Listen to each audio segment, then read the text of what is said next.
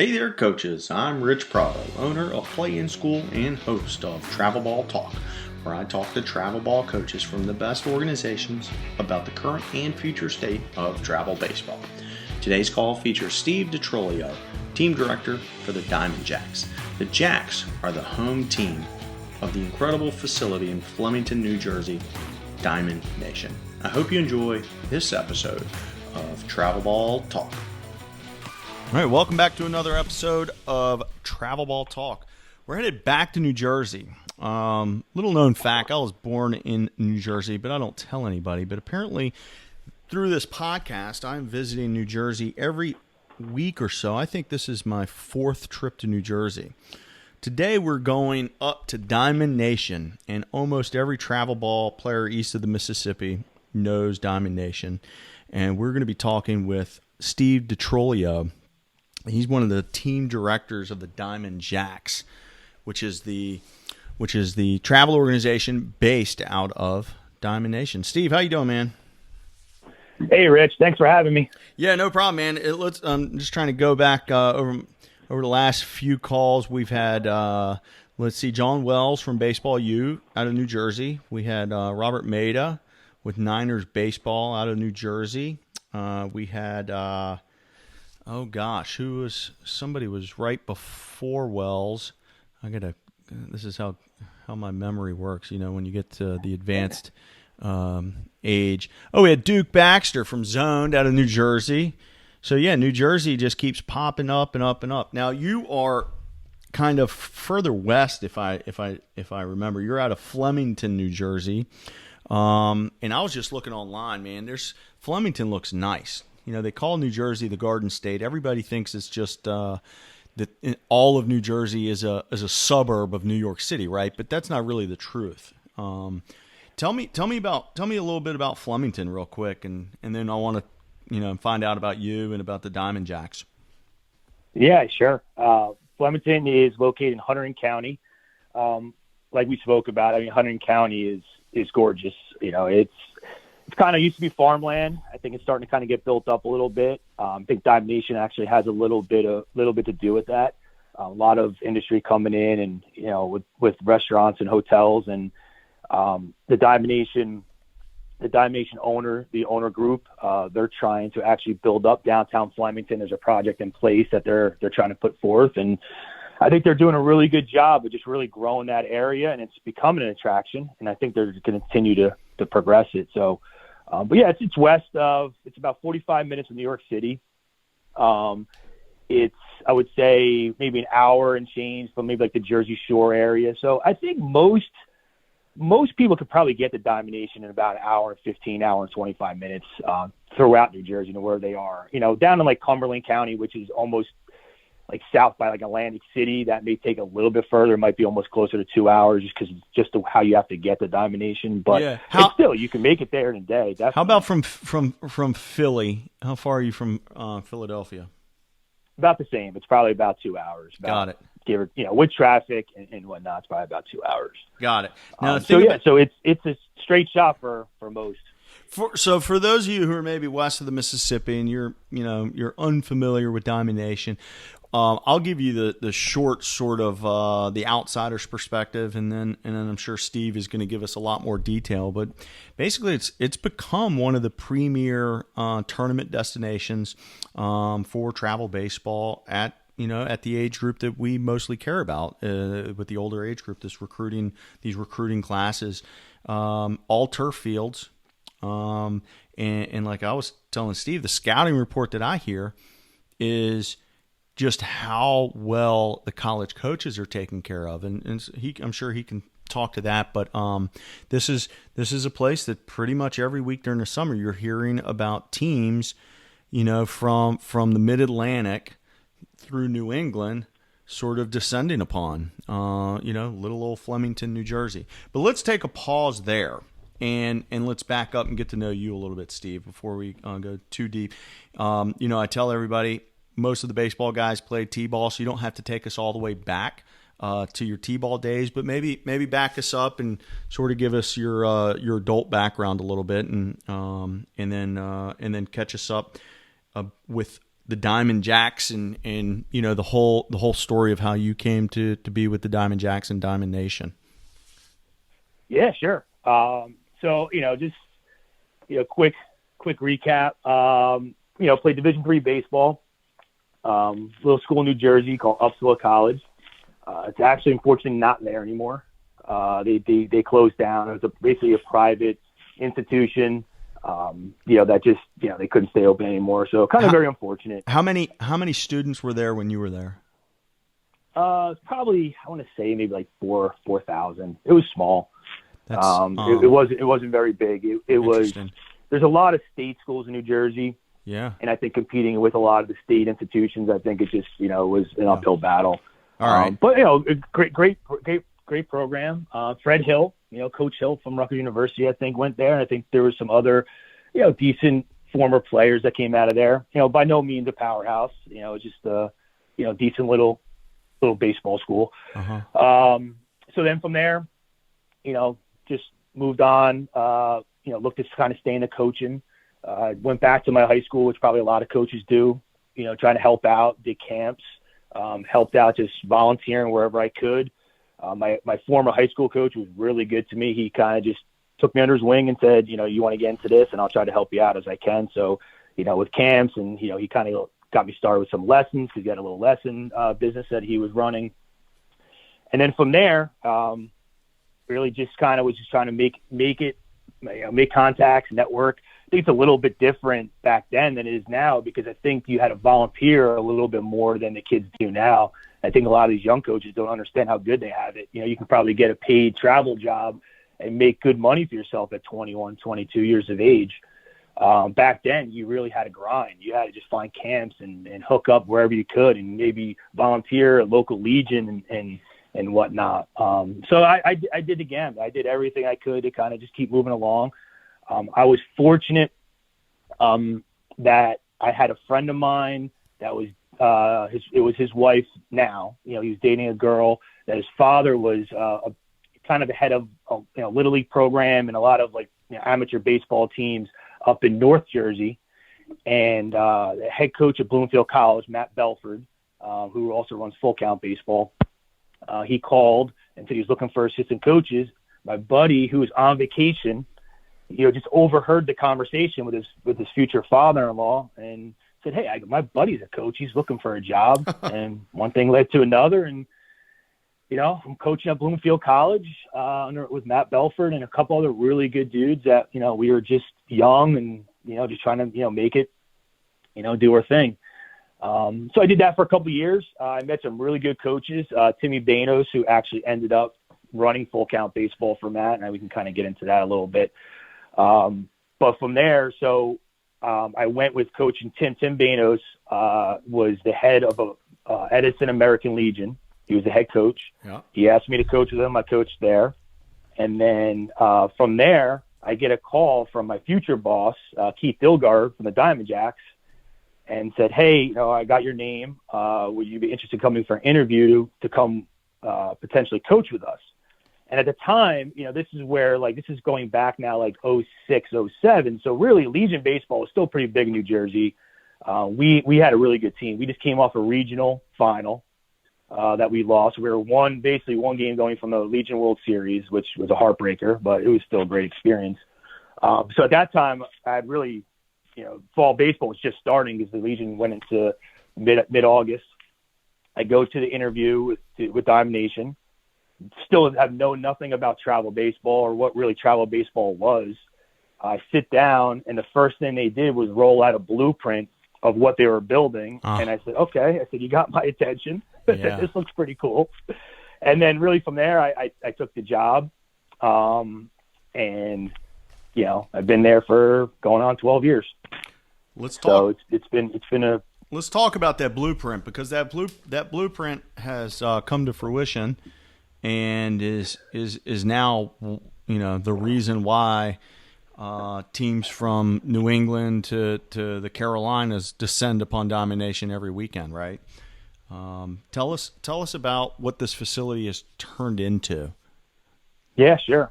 So the Jack Cuss family, Jack Cuss Sr., his all the sons. Jack Cuss Jr. played with the Oakland A's. All three sons were drafted. And he just had I guess he had a vision, and the vision was he really wanted to give exposure to the Northeast kids. I guess his sons were going through, and he realized that the kids who are the Northeast kids were slightly at a disadvantage from the Southern kids because of the amount of baseball they could play. Mm-hmm. So he really wanted to try to expose all the New Jersey kids because he saw there was a lot of talent in New Jersey and in the Northeast. And, I think he just, wanted to really give back and kind of see if he could, make a mark on, baseball in New Jersey and in the Northeast. So, the Jack Cuss Baseball Academy started, and it kind of just really grew from there. And then from there, I think Keith Dilgard eventually came on board as one of the general manager at the time. Now I think he's president of operations. Came on board, and I think his vision was, even to grow it further. Back then, I think the Diamond Jack program, we actually started, this will be our 20th year in existence, the 20-year anniversary for Diamond Jacks. So it started 2000 with one travel team, and then it kind of slowly grew. So in mid-2000s, there wasn't, like I said earlier, there wasn't really a boom in travel baseball. So really the kids that were like elite that were playing together, you really had a really good group. And they were playing, I think they were playing 4 teams. One was like a South Jersey team, which was Tri-State Arsenal. It was us. I think it was Gallagher Baseball. I think it was involved. And I think there's another one, Garrett Teal, who runs a little small facility up in North Jersey. And it was, they used to call it the Super 17 League. And it was the best talent in New Jersey playing against one another, weekly, on weekends. Scouts were coming in to see the best talent in New Jersey and watch all these kids play. And then they built Diamond Nation. And I think that the building of Diamond Nation actually expanded the growth. It was actually at the right time. I think travel baseball is probably growing anyway. And this just kind of added to it, that it kind of gave everybody a facility to go play locally. So a lot of small businesses probably started popping up because of Diamond Nation. And it's helped. Diamond Nation has helped the small businesses, and the small businesses have really helped Diamond Nation. And it's been a win-win for everybody. So it's been awesome. Yeah. It's it feels like, again, kind of from the outsider's perspective and following the kind of following the story for a while and just being aware of Diamond Nation, the Jack Cuss name is tied so tightly to Diamond Nation. Didn't it used to be like basically Jack Cuss Baseball turned into Diamond Nation, or were those separate things, or no, they sort of the one and the same? They're sort of one and the same now. It started off as Jack Cuss Baseball Academy, mm-hmm. and we had one field and a little building with some cages. That kind of grew into, they turfed the field, and they ran the Super 17 League and a lot of the instruction and programming out of there. And then when they built Diamond Nation, it just kind of expanded, but Diamond Nation sort of was the umbrella now for the Jack Cuss Baseball Academy. And then Jenny Finch is involved in Diamond Nation. So they created a softball program, and it's called the Finch's Aces. And so that's under the Diamond Nation umbrella as well. So it's really, you have softball, you got baseball, and it's all in this one umbrella. The academies from the baseball and softball obviously run separately just because it's two different things, but it's all under the same umbrella, and it's all encompassed by the tournaments that Diamond Nation runs. Jenny Finch being the famous Olympian. She pitcher who is unhittable. I remember seeing video of like Albert Pujols trying to hit her, and basically it's not feasible. Can't hit. Yeah, her. No, I don't think so. I don't. She probably could still strike him out. I believe it. Well, while we're talking about it, the Twitter for Diamond Nation is Diamond Nation NJ. Diamond Nation NJ. If you want to head over there, or diamondnation.com to see what this place looks like, and it really is it's a great facility, and there's facilities. It's not just a great facility, but again, what I said was like everybody talks about how well you take care of people when they're there, which tells me a lot, because if you're taking care of the college coaches, then I can only assume you're also taking care of mom and dad and taking care of the players, which is a big part of what makes a place successful or not. Because I can think of other nice facilities that haven't blown up the way Diamond Nation have. So I think that's a compliment in some way. That's awesome. Well, listen, let's talk some baseball. Yeah, sure. Let's talk some baseball. I'm sitting here looking at this list of topics that we want to hit on. The first thing is, you specifically are involved with something up there at Diamond Nation called the Garden State Games.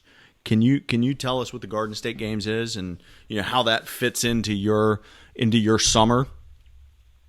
Sure. Yeah. So we started the Garden State Games, I want to say maybe 7 years ago. We run the New Jersey High School All-Star Game for seniors at our facility. We let the state come in. They use the facility. They have a senior All-Star Game.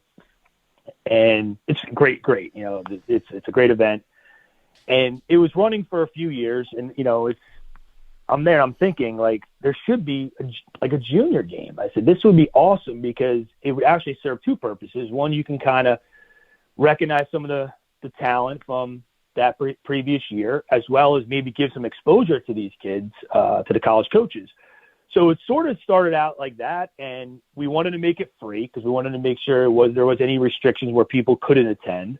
So Diamond Nation fully sponsors the event. It's a top 100 underclass kids in the state, and they're invited by either recommendation of their high school coach. I take recommendations from travel coaches. We take recommendations from college coaches, professional scouts. We're trying to get as many eyes out there to really legitimize the talent and make sure we're kind of cross-checking one another to a certain degree.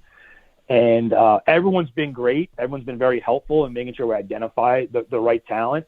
And by doing that, it's really blown up. It's been probably one of the best events in the state of New Jersey, if not maybe even kind of in the area where kids can go to get exposure. I think it's grown. I think last year we had about 150 to 175 scouts. All levels, Division 1, 2, and 3, all conferences. We have SEC coaches, we have ACC coaches. Mm-hmm. It's really grown into a really special event. And I think the best part about the event is the community of high school coaches and travel coaches that start kind of working together, which you don't really see all that much. But I used to coach in high school as a high school baseball coach, which I kind of probably left out in my bio when I was talking about it. I coach at Somerville High School, and I'm also running a Diamond Jack, so I'm kind of on both sides of the fence. Relationships on both sides and trying to bring really everybody together to really benefit the kids, and it's been a great event. And this is juniors or all underclassmen? So it's I would say probably predominantly juniors with sophomores and a few freshmen.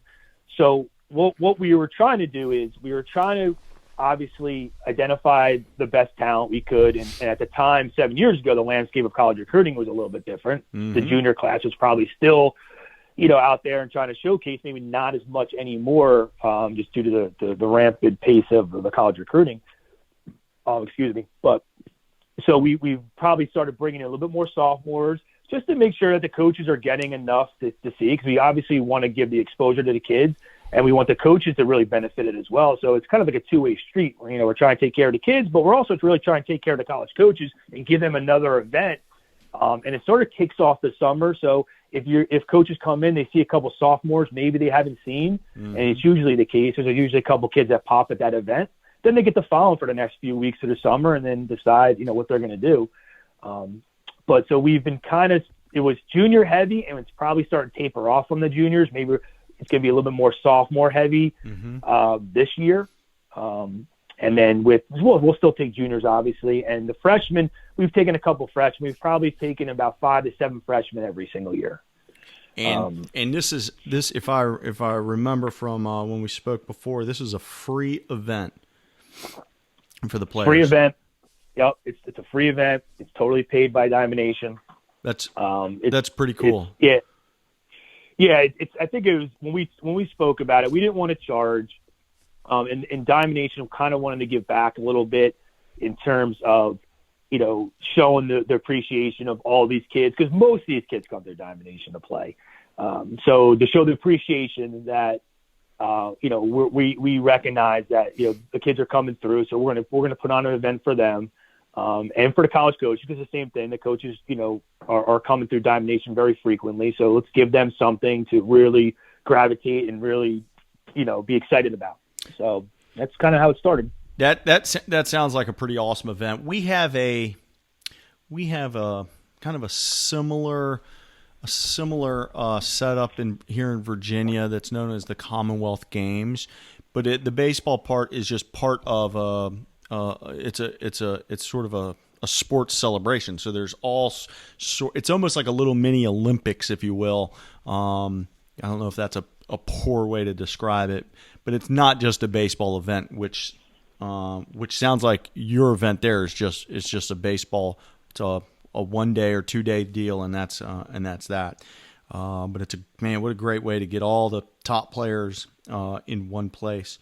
Now, taking your Diamond Nation hat off and putting your Diamond Jacks hat on, how big of an advantage is it for you and your players to have this relationship? What are some of the top positives, for that relationship, having Diamond Nation as basically your home field for the Diamond Jacks? I think some of the positives, obviously our network continues to grow with the amount of coaches that keep coming through Diamond Nation. Every year I think we pick up, more and more regions. You start kind of seeing coaches come up from, southern region and kind of like you were saying, going westward a little bit. So when they come through, I think that helps us grow our network for our own players as well as for obviously Diamond Nation. I think that another positive is the amount of times we get to play at Diamond Nation. I know it's, obviously when you're making a budget and you're a travel organization, you have a budget that you're working off of. So you're keeping that, in the back of your mind when you're making your schedule. We don't really have that. We're fortunate that, I can go into, the Diamond Nation and say, I want to play in all these events, and okay, we play. So we're probably getting a little bit more events than maybe the average travel club that's kind of maybe working off that budget. And then because we're playing a lot of these events, we're always in front of college coaches. There's always somebody at Diamond Nation. If it's a 17U, 16U event and you're in it, there's somebody's going to be there. Yeah. And I think, we have a pretty good reputation that if the Diamond Jacks are playing, the coaches will stay around and watch our teams play. And I think the more exposure that our kids get, I think it's just a plus, yeah. Because, I think we were talking earlier, sometimes you have that one player who's just a really, really good baseball player that maybe not be very toolsy, and you need to kind of watch him play a little bit to kind of let him grow on you. And, next thing the Seton Halls and the St. John's and a lot of the local schools that, that frequent there, probably a little bit more than maybe the outside programs, they really make out because then they really build a relationship with the kid and they get to watch him play a lot and they really know what they're getting. And it's kind of, again, it's a win-win. So it's definitely an advantage for us. I don't see any disadvantages in it. By the way, I love that your first answer to that question was network. That is such a powerful answer, and I think people underestimate that.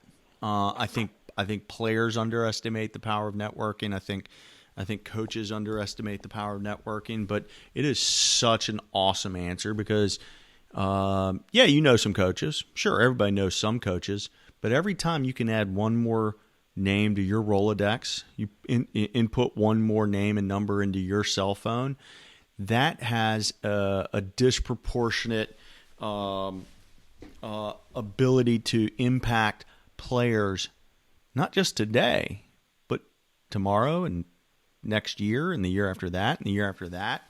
And it's some guy, you're going to meet some kid, some young 24-year-old guy who's volunteering somewhere today who's going to be a head coach in a few years. And, You build that relationship. You grow your network now, and I mean, honestly, that's where it gets done. That's right there. That was such a strong answer, and I appreciate you identifying that as one of the top advantages of having that as your home field. Very cool. I think I've gotten a lot of good information from, you know, the Cuss family and, you know, my boss, you know, Keith Dilgard and Nick Masseri, and just understanding that and you know, because Jack, going back to like the food in the tower, like you mentioned earlier, that was all Jack Cuss Senior. And, you know, when it was just Jack Cuss Baseball Academy and the scouts used to come down and just watch the best players, he would feed all the scouts. And he would just take care of them. And it was just more like, we're appreciative that you're coming here, and we're going to take care of you. And he's really, you know, almost exponentially grown that in the college scene. So when the coaches come, there's a spread. You know, sometimes it might just be pizza. Sometimes it's a full hum buffet. We had a pig roast one time. I mean, it's crazy. And, you know, and to the point, it's part of the network. Like, so when you come, you're getting taken care of. And, you know, we try to build more of a relationship than it is like any kind of working. Like, it's nice that I can make a phone call to a college coach and they know Diamond Nation, they know Diamond Jacks, whether they know me directly or not. But it's just more of just the relationships. And I think that's a big part of just what I like about, you know, travel baseball, is a lot of the relationships are just what they are. They're just friendships. And you go out and whether you're at Diamond Nation or whether we go out, you know, down to a tournament in Atlanta and you go out with some college coaches just to hang out. That's just all part of it. You know, that's the bonus part of it. Anyway. The other part of the answer is also super important from a budgeting standpoint. You're talking about if y'all could, let's just say you play. I mean, maybe I could just. Can you guess how many events your teams will play in during the summer at Diamond Nation versus going somewhere else? Is it 3 events? Is it 5 events? Somewhere in there. So we play. So I coach our 16U age group, okay. And 16 is a little bit unique for us specifically because we play our teams in both 16 and 17U events, probably like a lot of other travel teams do. Yeah. So we're picking up 2 age group events. So last year, I think my team probably played 10 tournaments, which is probably unheard. Yeah, it's probably unheard of. Just during the summer, or is that both summer and fall? No, that's just summer. That's summer baseball. Okay, so Paul's right there. If you had scheduled those 10 events at other outside tournament companies, you just saved $15,000. You're talking about $1,500 an event these days. So the fact that y'all can basically, you know, save that from your budget is unbelievable. Unbelievable. Yeah, we're just absorbing the cost, obviously through, you know, we're not paying ourselves. But it's part of what the vision was with the Diamond Jack program. You know, if you come down to during the week, you know, in the summer when we're able to practice before the tournaments really get going 7 days a week, you see there's 4 fields. All the fields are rocking with practices, you know, and you know, we originally wanted to run it almost like a little minor league organization where you have instructs and you have one field, you know, you have the infielders over there learning all the same terminology. And then the other field, the catchers are all working out together. You know, so you come in and it's like kind of like a little bit mini spring training. And that was the vision, you know, really to expand just the development and the exposure, you know, through the Diamond Jack program, but also obviously to give back to, you know, other travel teams that can come in and use the facility too. So it's been great. Now, one of the, you know, to kind of shift gears a little bit, there's some other bullet points I know that you want to hit on, and a couple of these go hand in hand. And we want to talk about the current state of recruiting, but within that conversation, there's a sort of specific piece of it that I don't think has been covered with any sort of depth. You know, we're 50 plus episodes into this podcast now, and I think this might be the first time we talk about kids reclassifying. So a kid who's say, for those who aren't familiar with that term, if you're a junior, instead of going to senior year next year, you repeat junior year. That's reclassifying. Okay, we're seeing it at an unusually high rate lately. But Steve, you wanted to talk about that, so I'll give you the chance to give me your thoughts on it. Yeah, sure. So I guess I would start off by saying where the recruiting is at now and how fast it's moving. The people are reclassing, I think, to kind of fit themselves into this window. And the window realistically is 15 years old now. I think you have to be at a certain level of play if you want to play Power 5 baseball. I'm not going to say that if you're outside the window, you're not going to, but I think a lot of those bigger schools are starting to lock in early on the 15U age group, and they're starting to make decisions. So I think parents, whether their kids are a little bit younger for their grade, or they are just not quite there yet athletically, or where they think they should be, I think parents are taking that step and saying, well, I'm going to hold my kid back, maybe in 7th, 8th grade, or maybe even sooner, and saying, I want to make sure he's the oldest kid and he's ready to go when he's in high school, that he's going to try to fit into that window. I've seen positives. I've seen some kids that have reclassed and it's worked out for, and I've also seen where kids have reclassed and they haven't seen the growth athletically, and they just were the player that they probably always were going to be. But it's definitely, I think it totally contributed to the fact that way the college recruiting is going right now, and parents are sort of a little bit panicking. They're trying to do what's best for their kids, and I understand that. But it's definitely more prevalent in our program than it's ever been, I want to say, in the last 2-3 years. And I'm seeing it across the landscape of travel baseball in New Jersey, where you're seeing like older kids, 16-year-old freshmen and whatnot. And again, I don't know if it's bad. I don't think any of us are going to know. I think the college coaches will make that determination if they're getting a lot of 19-year-old freshmen come on campus and maybe their growth didn't progress as much as they wanted to grow because they recruited them so early. So it's definitely it's definitely a newer thing, and I don't think it's going to go away unless somehow the recruiting rules change. But then I don't even know if that would matter at this point anymore, because it's almost become okay. It's like it's almost a thing where everyone talks about it. We get approached by a lot of our 12U, 11U, 12U parents, and we have our exit meetings, our player evaluation meetings, and it always comes up.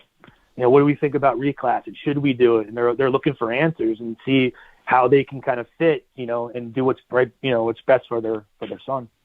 This is an interesting topic. In my experience, I don't know, maybe 99% of these are done under the guise of academics or maturity. When in reality, we all know it's because of baseball. Has nothing to do with academics, has nothing to do with maturity, because if it had something to do with those two, they wouldn't be asking the baseball coach their opinion. They'd be down at the guidance counselor's office asking their opinion. So it's when I hear a parent discussing it, I usually will respond with a question, and I just ask them. I go, "Where would you rather spend 5 years of your life, in high school or in college?" And I just let them answer that for themselves and think about it for themselves, because I know personally that I would never want to spend an extra year in high school. However, I'd still be in college right now if they let me. College is amazing. High school is, my opinion, I didn't want to stay another day. So to trick a kid into staying an extra year under the auspices of potentially increasing your stock is that's, to me, that's not it usually doesn't change that much. I don't see kids make that big a jump, especially the kids we're talking about. The kids we're talking about generally don't make that big a jump. Here's an interesting example of one on the where it hasn't quite worked out.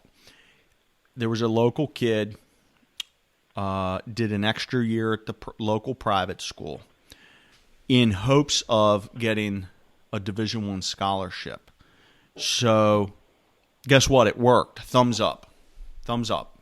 Except for the extra year of private school ended up costing mom and dad $20,000. Guess what the scholarship is going to give them? Well, state school in Virginia is about $20,000. A 25% scholarship is, well, it's $5,000. 5 times 4 is $20,000. So it was they broke even. It was a break even, so that, and spend an extra year in high school to tell everybody he's a scholarship athlete.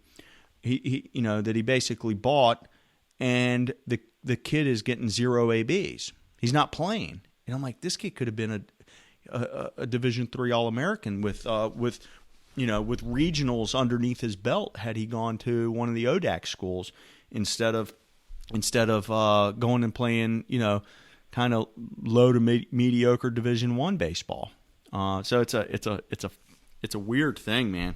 It's a weird thing. Have you seen examples that have, where the opposite happened, where a kid blossomed and he blew up in a year and it worked out really, really well for the kid, or is it just kind of mediocrity under every single example? Well, I think here's the most interesting part of this. So we've had kids that it's worked out for, where they're going to some pretty good schools. I guess my question would be, though, is it's all based on recruiting, because like they would be going to those schools anyway, because it's not like the reclass is making them a better player. They're just a little bit older when they're going through the process. So they're a little bit closer to what they're going to be. Maybe velo's better. Maybe they're bigger and stronger. So would they have gotten to that school anyway? They probably could have, but the only difference would be is it would be outside the recruiting window. Yeah. So I think it all comes back to the really where the college coaches are spending their most of the amount of their time in that recruiting. Yeah, early. And I kind of joke, with the coaches that I'm friends with, so they don't really take it, too seriously. But I was like, I wouldn't want to be recruiting 15-year-olds, because I think like to our exact point we're talking about, whether it's maturity, whether it's just strength, whether they're not there yet.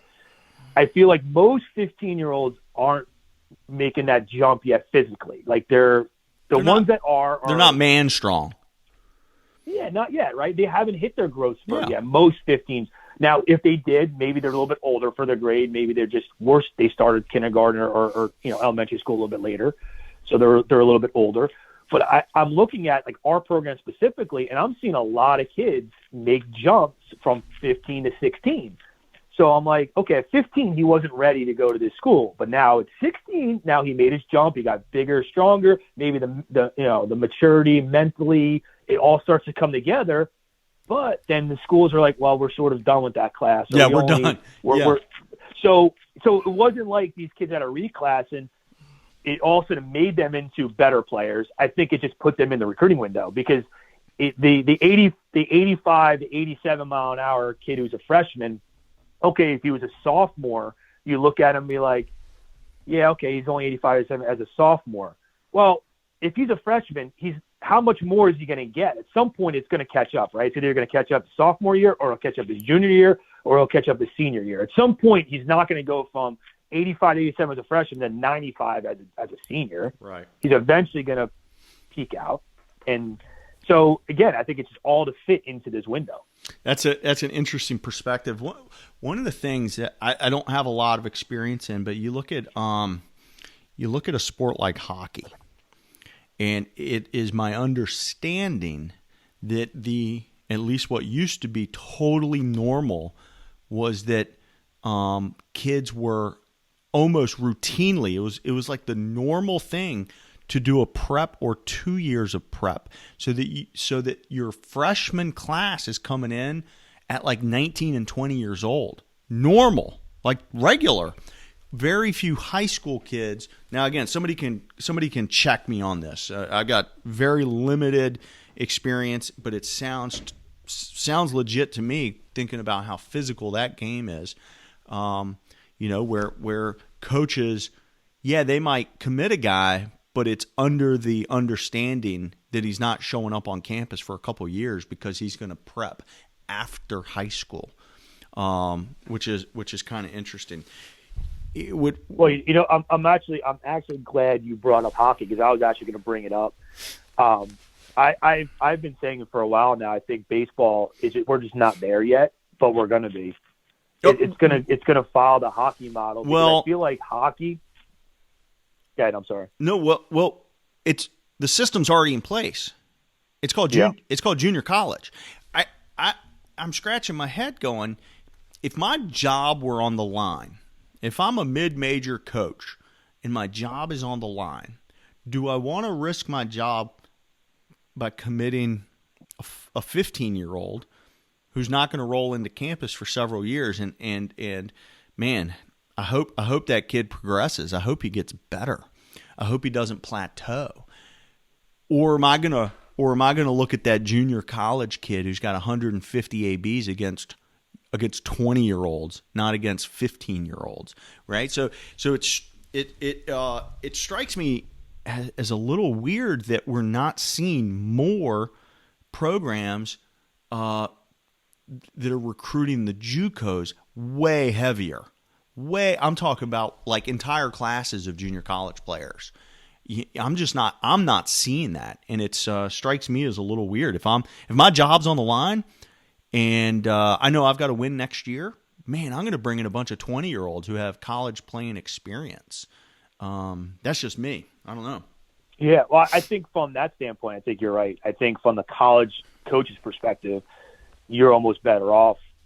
We're probably getting some kids that are a little bit more ready. I think some of the schools have a tough time getting JUCOs in. I think you're right. I think the culture of the Vanderbilts, yes, UVA's, I think they have a tough time, bringing JUCOs in, but not that they have to. So much talent. But I would say, from the player though, from the player and parents' perspective, I think it's saying, okay, to your point about the one kid that spent $20,000. If most parents, I think, would sign up for that. I think most parents would say, okay, if I had to do one more year and it was cost me $20,000, but he's going to go to Division I baseball, and that's what my son's dream is, I think they're going to do it. So that's why I said I think the hockey model. If a school is because I tell you what, I almost was going to float that out to some college coaches is to see if they would bite. To say I have a 20 or a 21, 2021 catcher, and if I say, hey, would you recruit him as a 22? Mm-hmm. Not reclassing, not doing anything. What would you do? Would you recruit him as a 22? And they said yes.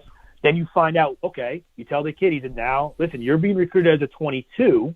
Yes. So that means you got to go find a post-grad school. You got to go find an extra year, and you're going to go to this school of your dreams.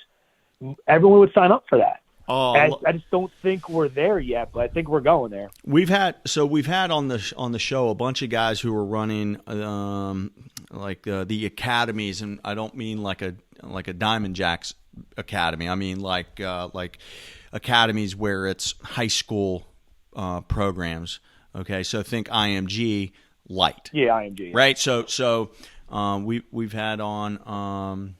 Mario Jimenez from Inspiration Academy, which is across the street from IMG. We've had Brian Martinez from TNXL Ducks down in Orlando. We've had Tyler Corson from NLA Baseball. Richie Palmer with Elite Squad is doing an academy. And so these guys are basically doing baseball training as well as fill in the gap with the academic piece so that the kids are still doing their high school academics.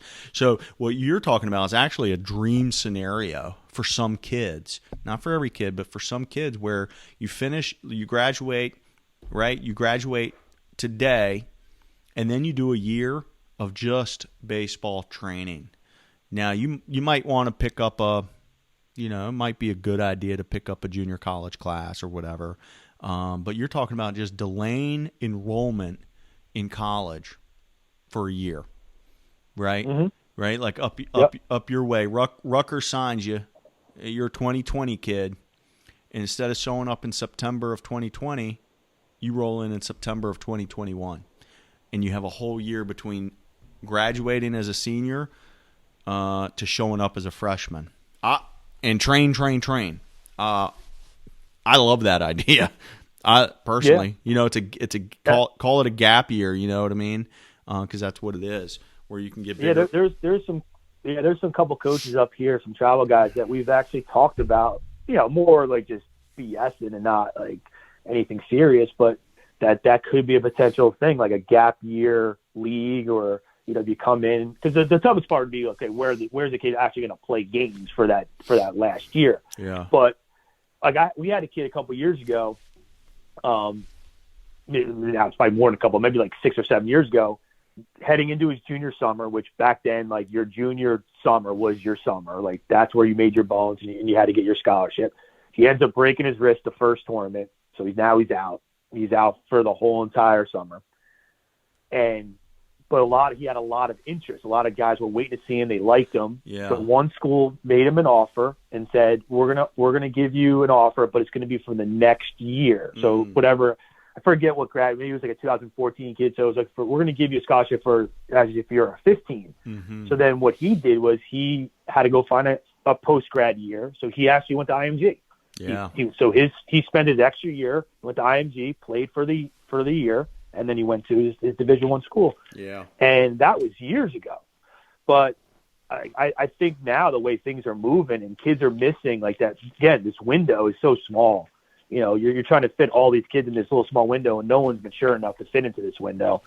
It's gonna happen, I think, more because eventually a kid is, you know, gonna blossom and say, okay, wow, I would love to go to a bigger school, so I'll just wait and I'll try to get on, you know, I'll try to get on campus a year later. Yeah.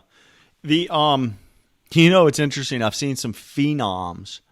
It just doesn't happen very often, but there's been some phenom high school guys who graduate at Christmas and they're on campus and playing with the college come springtime. That's an amazing, totally kind of 1%er scenario that is the opposite of what we're talking about. But it's you know, man, that's cool. It's funny you say that. We actually had a player do that. So he's at UVA now. He graduated early. Kid's a very, very bright kid. So what he was telling me, what he had to do was crazy, because you have to graduate early, and he didn't do it. He didn't do it in like the fall and then leave and go to college in January. He actually went the first day of the fall. So he graduated a whole year early. Wow. So he had to go take like English, because there's obviously requirements in New Jersey. You got to have 4 years of English, 4 years of gym, health, whatever. Yeah. So he had to take all these classes in the summer while playing for us. And again, he's a very, very bright kid. And, knocked it out. So he went to, So he went to UVA early. So now it's the funny thing was he got hurt last year. So he played as a freshman. I think he got hurt. So he actually got a medical red shirt. So now he's back as a sophomore. So he's kind of back to his regular grade. Back to the regular. He's doing pretty well for himself. Which is ironic, because now he's going to spend 5 years in college if he stays off 5 years. Yeah. And he only did 3 years in high school, whereas the normal kid, his parents want him to play 5 years in high school. And then, oh gosh, it's so backwards. Listen, I wanted to ask you a different question. This is we could you know, keep beating this horse if we you know, if we wanted to. Sure. But you wanted to talk about what is travel baseball 5 years from now going to look like and feel like? You think? What's you had said you had some, I don't know, thoughts or predictions on that. What is where do you think we're going with this? Well, I definitely think we're kind of heading this direction, like what we just said. I feel like, you know, travel baseball, I think, is in a good spot. I think, you know, it's very good baseball, and I think there's a lot of really good coaches and mentors out there that are really helping kids. I think there's obviously a seedy part of travel baseball that'll never go away, and the money makers and the money grabs and everything. But I think that's unfortunately part of it. But I do think, and this is how my thoughts on this, but I wish there was a governing body for travel baseball. I wish someone would come in and kind of just tighten things up a little bit. It kind of makes it a little bit more structured, because I feel like all these things that we're talking about, whether you have like academies, and there's obviously some academies in Florida, and I know there's maybe a couple in California, and they're kind of popping up, but everyone's kind of started doing their own thing, and I feel like it would be awesome if there was a governing body that would kind of help regulate some of it to make it a little bit more structured, because I feel like anything, it'd be like the NCAA being a free-for-all. Like, it probably wouldn't be as productive as it is if you have a governing body. Same the way in high school baseball and other things. So I don't know if that's going to happen, but I think that would be great if there was a way to do that. I always thought USA Baseball was a perfect governing body for amateur baseball collectively, and everyone plays by the same rules. Everyone has the same, qualifications or just even, you have to kind of have a little bit of, you pass some sort of written, like, background check, something that's okay. USA Baseball approves you to be a coach, like stuff like that. That would probably help grow it even further and make it stronger. Yeah, you hit on a couple big things. I've when you first said that, I thought ABCA. That popped into my head. I don't know if they're in the business of governing bodies like that. I don't think NCAA needs to get involved. I don't know if they can. I don't know how that works. No, definitely not. But their plate's full. They struggle. They struggle running NCAA baseball. Pretty much. Don't want to give them too much responsibility with travel baseball too. The background check thing is a what are we doing? Why aren't we doing this for every single person who comes in contact with a youth sports participant? What's I don't know. I mean, we do it internally for our own like coaches.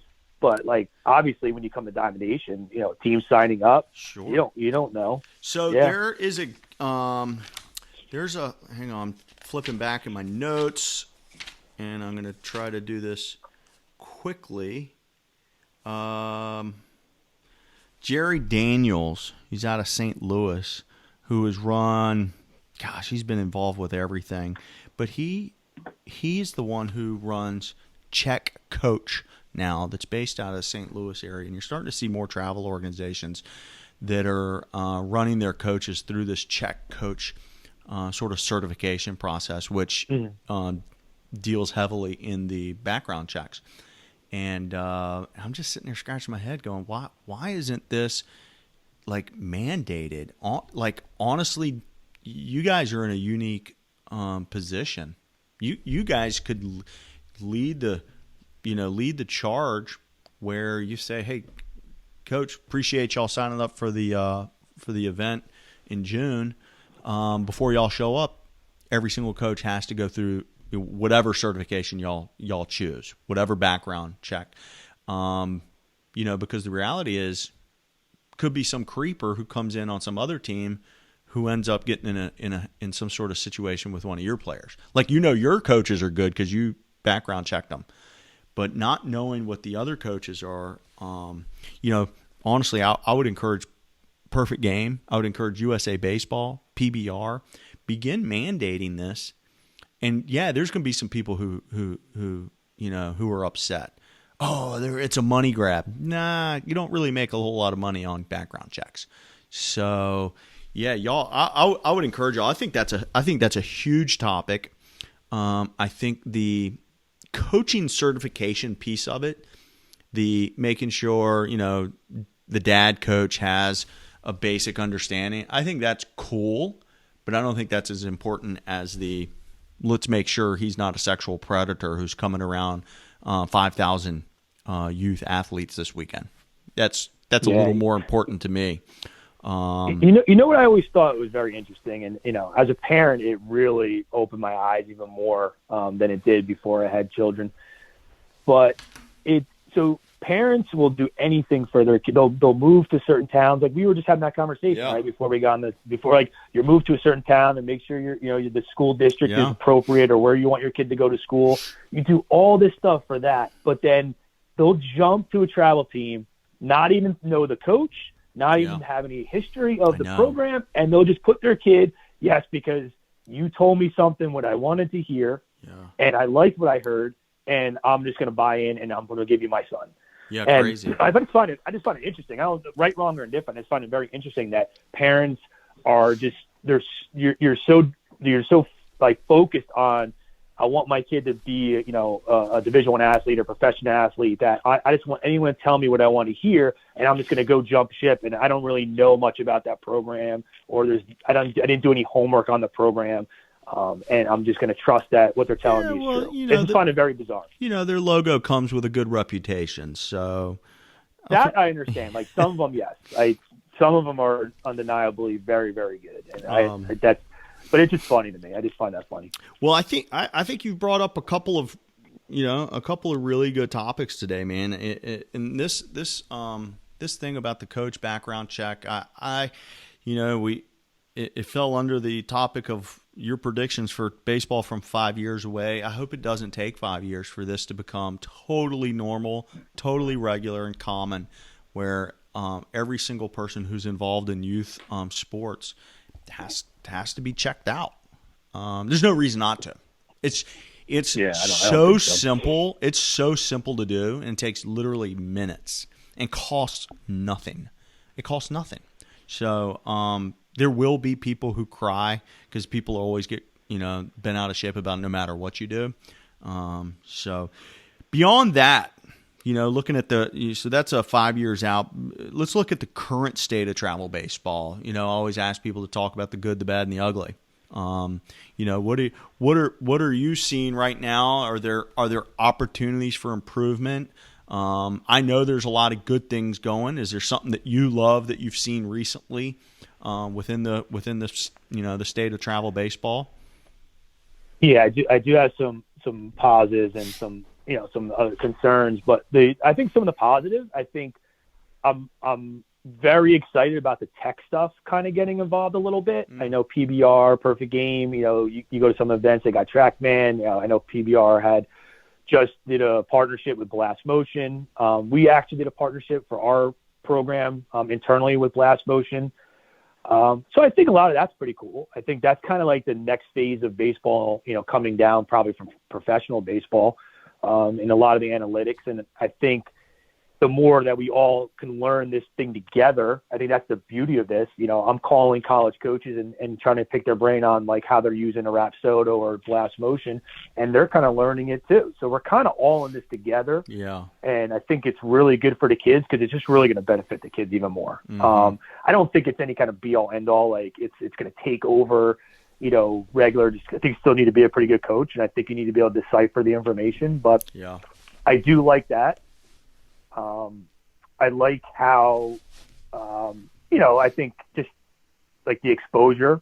There's the PBR is growing, Perfect Game is continuing to grow. They're both great resources and venues for our players. Again, like Diamond Nation and just anywhere where kids don't. I don't think kids understand.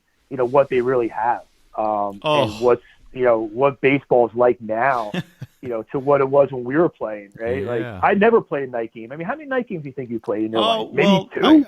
I grew up in Virginia, so we once the weather got a little bit warm, we would play mostly 7:00 starts. Yeah. That's nice. Yeah, for high school. Not up here. Yeah, and for Legion, we played night games. But you're right. They the average kid doesn't. If they don't get a full weekend of Division I fields to play on, they're upset.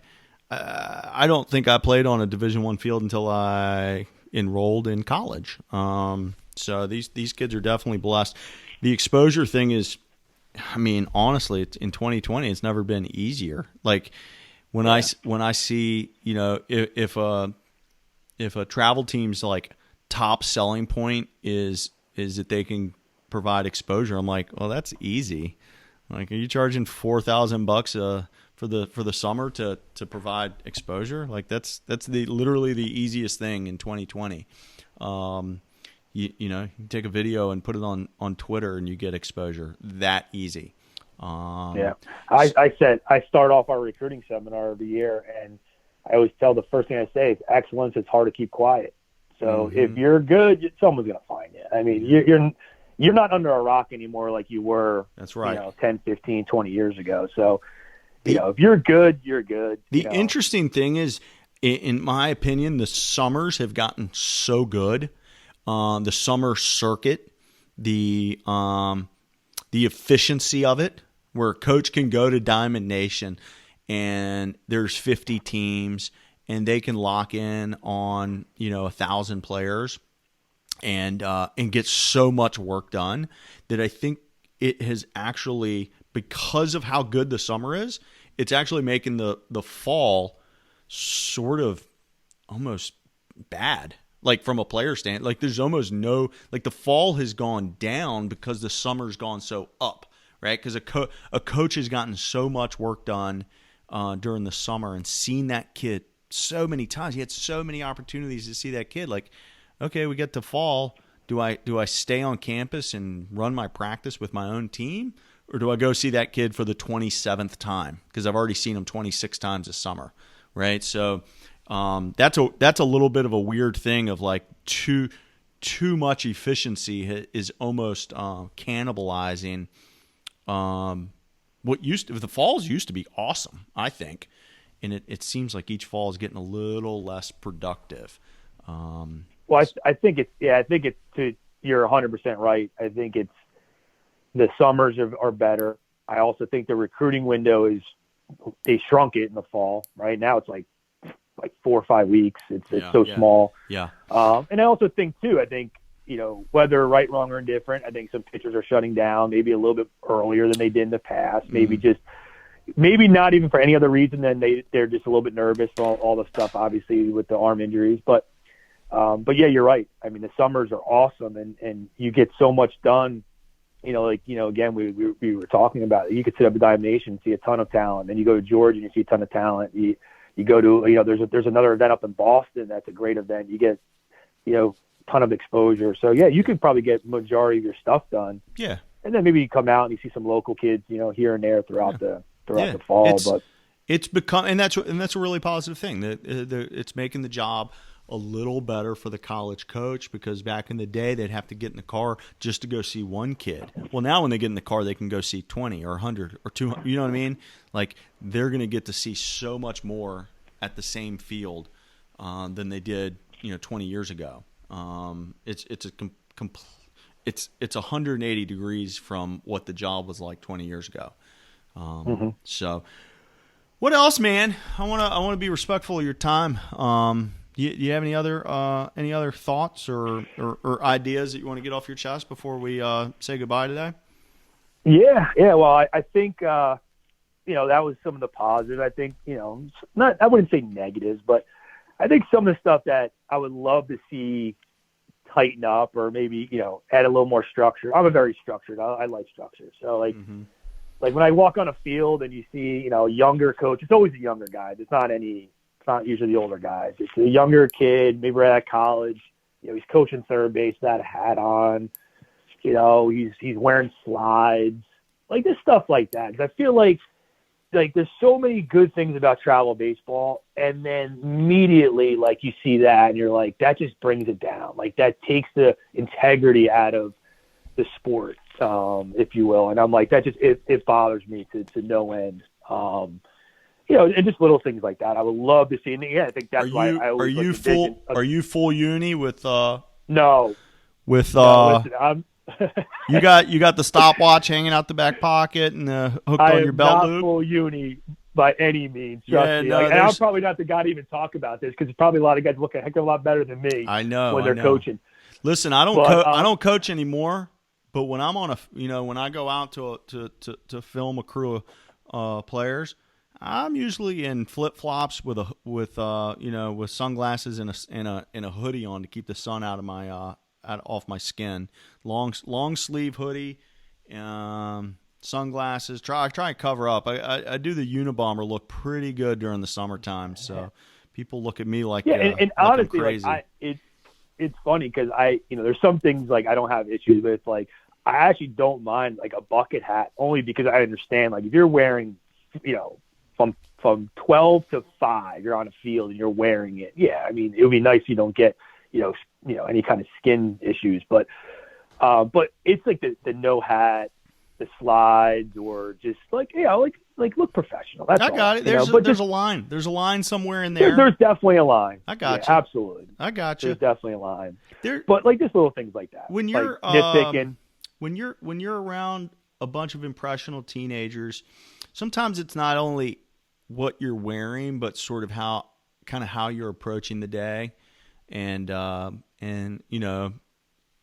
language you choose, that goes a long way. And sometimes that does, sometimes it does include what you're wearing or not wearing. One of my favorite things is looking up and seeing the guy texting or tweeting from the third base coach's box. That one's pretty awesome. Oh yeah, well that goes hand in hand. Exactly. It's like almost like it's the same dude, right? It's the same. It's going to be that same dude. It's always the same. That's I said. There's so many good coaches out there doing the right thing, and then it's always a couple knuckleheads that is, And I always feel like it's, you have the structure. It would be nice, but that those are things that that kind of bother me. I think the obviously the obvious things, like, we could dive into the recruiting stuff like all day, because there's so many things that I feel like are more issues for the high school player. One specifically that really bothers me is the unofficial visits and what they did with them. I feel like if the recruiting's still going on, and obviously it is, right? Yep. This whole recruiting thing, nothing's slowed down. If anything, it's sped up. So all those new rules they put in a few years ago. But I think what is a disservice is that if you're a kid and it's middle of the summer, you're out of school, you're a sophomore, you want to go and kind of explore colleges and maybe, meet some coaches to kind of start your process, you can't. You're not allowed to. Yeah. And I feel like that was the biggest issue that I saw with the new recruiting rules. We had a player that was being recruited, and he wanted to go on some official visits before he made a decision. So he had to wait till September 1. But the problem was, I think it was like 5 or 6 visits that were set up. Logistically, his parents couldn't do it in the school year because they had other kids they had to worry about. So he's missing out on really going through this process. Mm-hmm. Like, he can't go sit in front of a few different college coaches and hear what they have to say and really get to meet them face to face and understand, this is where I want to be. You're doing it over the phone. You're doing it on a whim. And I feel like that's been the biggest issue, I think, with the new recruiting rules. Forget, obviously, all the other stuff that we could probably dive into, but let the kids go on campus and meet the coaches. Like, let them. It's not going to. Obviously, it's not slowing down, right? So whatever they thought that was going to slow it down, it hasn't. And then I know you had mentioned to me about the official stuff. We were talking the other day about that. Yeah, this came up in conversation with Tommy Hernandez from the Dallas Tigers, and it's a sort of a nuance where I hadn't thought a lot about it, but the official visits are they have basically turned into a celebration because the kid already committed 2 years ago, and let's celebrate, let's give you a party weekend. That is not what official visits are designed for. Official visits should be research opportunities, not celebration opportunities. So the NCAA, I think, needs to reevaluate so many things regarding the recruiting process of baseball players. And that's just one of them. I can't imagine attempting to make 100 or $200,000 decision with not all the information, with limited info. And when you can't take an official visit and go and spend time and sit in the classroom and go watch a ball game and interact with the staff and interact with the players, like that sort of hurts the decision-making process. And whether that's freshman year or senior year, you need to be able to have all the information before you make that decision. So yeah, and I know most schools probably aren't paying for official visits, even though I think they're allowed to. I'm sure budget-wise they probably can't.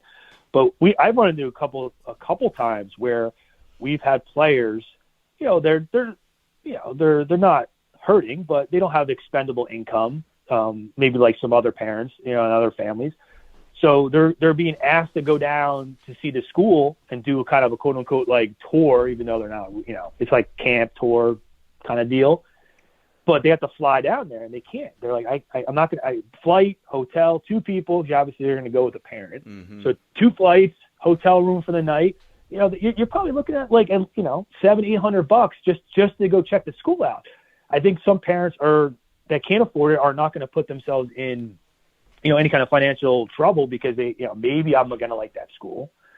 So it's really not serving any purposes whatsoever. And to your point, there become celebrations because the kids are already committed.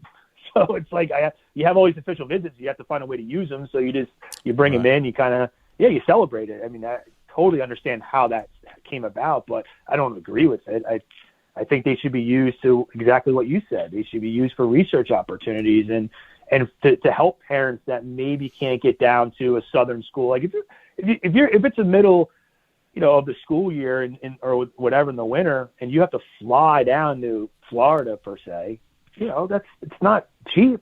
Mm-hmm. So I just feel like the NCAA, you said, like there's so many things they can do to fix it, but yeah. Well, we're gonna have to bring you back, I think, man. But for now, let's go ahead and cut this thing short. Save some topics for the next go around. Steve, I appreciate you coming on. All of this, by the way, I'll make sure you have the links and everything, but it'll be on playinschool.com/DiTrolio. So we'll as soon as this goes up, it'll hit the internet and we can get it out there on Twitter and share this conversation. Man, I appreciate you coming out and talking with me. I appreciate you having me, Rich. All right. Yeah, it's been awesome. Thank you very much. All right, man. Talk to you soon, okay? Okay. See you. All right, see you. I'm having so much fun bringing these shows to you each week. If you'd like to recommend a coach for the show, please don't hesitate to shoot me a note at rich@playinschool.com or DM me on Twitter @playinschool. Again, my name is Rich Prado. I'm the founder of Play in School. My goal is to continue to create products and services that add value to you, the travel ball coaches, your players, and their parents. Visit playinschool.com to see some of the ways we're doing that. Or better yet, let's set up a call. Until next time, thank you for listening to Travel Ball Talk.